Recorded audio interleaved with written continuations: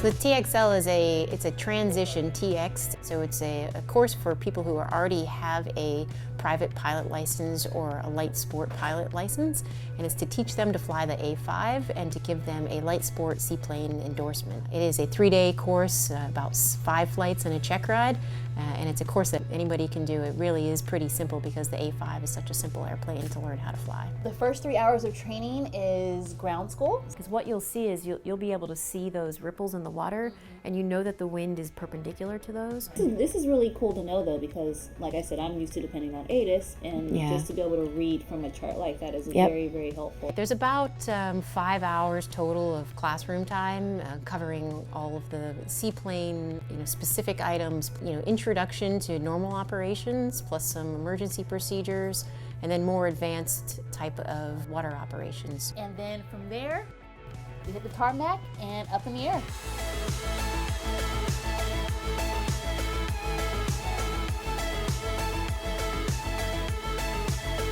Full power. Yep. Looking for the sweet spot. Yep. A little bit down, maybe. Just it. Okay, right there. Hold that. Perfect. It looks really good. She wants to go flying. She's just going to take her time. There you go. Now once you're up, transition to the white line. White line, white line, white line. There you go. So my level of comfort while landing, I'll be honest, it varied. I'm used to flying Cessnas. When we come in for landing, it's gonna be on the ground. And so this being a transition course, getting my mind to acclimate to landing on the water is something that is not only mentally different, it's also physical, because your body has like a reaction like, is this right, is this right? But in the A5, you have to just realize that this is the procedure and this is the capabilities of this aircraft. That's your Cessna skills coming in there.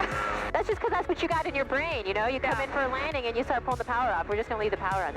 Once you're on the water, then bring that power to idle. Otherwise, just leave it at 3,000. Okay.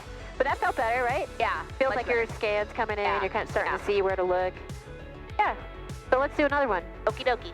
At Icon Aircraft, we spend some time talking about the dynamic character of the low-level water environment. So we try to give our customers an opportunity to experience that adventure, but do it in a very safe way. Each flight you take, you get a little bit more familiar with the aircraft, with the procedures.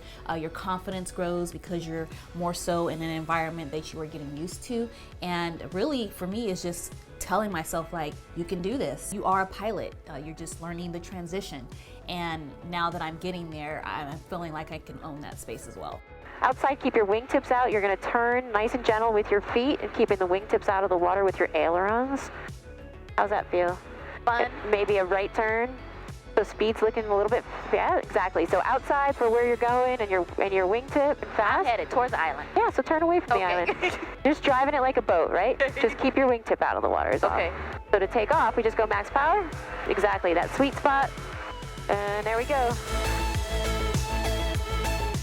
Transitioning from land to sea has been a lot, like I said, physically and mentally. And today I felt more comfortable owning that space and being comfortable with landing on water. Like, I've been missing out on incredible adventures, and I'm so glad that the access is there now.